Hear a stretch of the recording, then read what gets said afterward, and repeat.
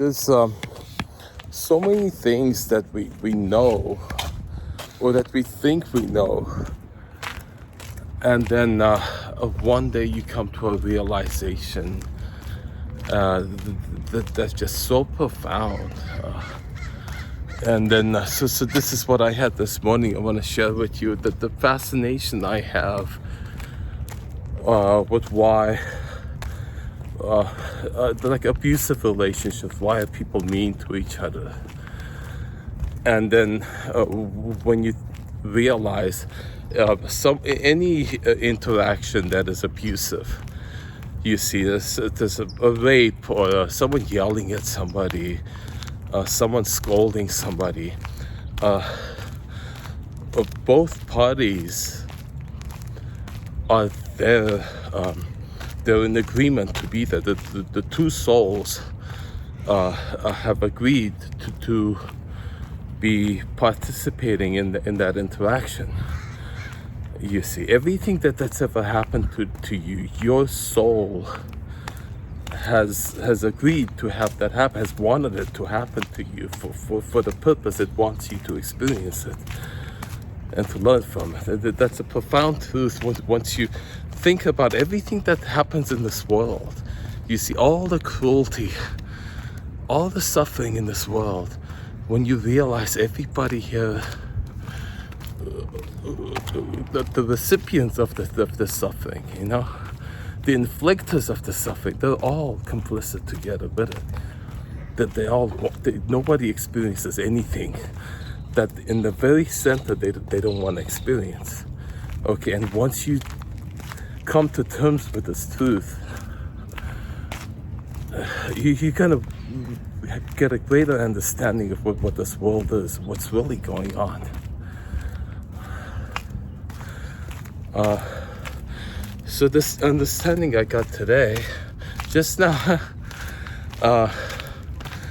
that like, why would a mother keep inflicting? They've inflicted a wound on the kid. A parent has inflicted a wound on the kid, let's say, in childhood, and why would they keep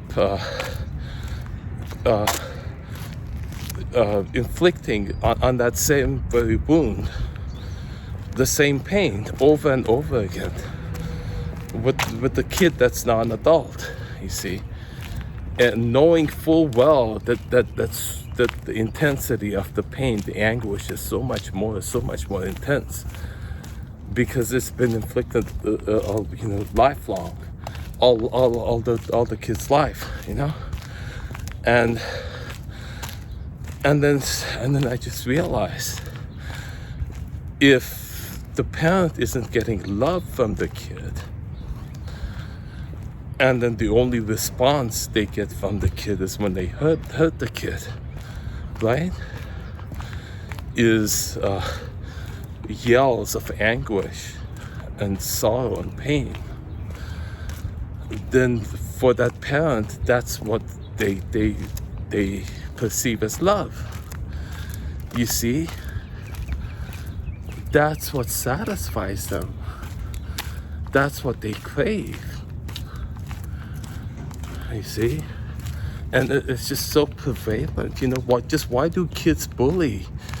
You know, this is a secret that, like, if you're being bullied, there's someone who's bullying you. They're doing it to get that reaction out of you. And if you don't give them the reaction that they're feeding on, they'll stop. If someone's abusing you, stop crying. Stop reacting to it. You see, and they'll stop. In most cases, at least that's part of it, you know.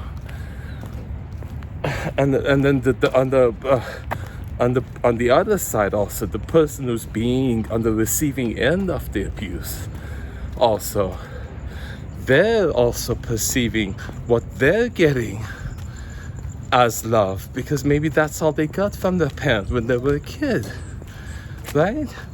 If you don't get attention from your parent, unless you do something wrong and then they scold you, and then you perceive that as love, you see, then you grow up wanting that. And then I've seen that there's so many people who are in abusive relationships on the receiving end of it, and they yell and scream and complain about it, but in actuality, there wouldn't be that they have an opportunity to get out of that relationship, you see, but they don't, because they're actually enjoying it. That's fulfills them. The abuse they're getting, they enjoy. That's love for them. And then, so this is the thing. It's just you don't stop like that. This is the thing. Now we know how to correct that. You neutralize it. That's a pattern so prevalent. I see so much around me.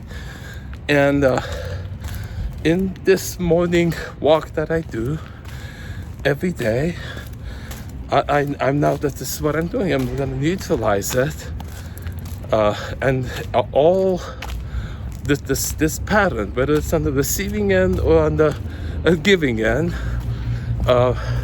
and join with me in doing this. Let's all of us do this together. Let's neutralize this pattern, not only in us but everywhere in all of creation. The need to be mean, the need to be abused, and the need to abuse for all of the reasons,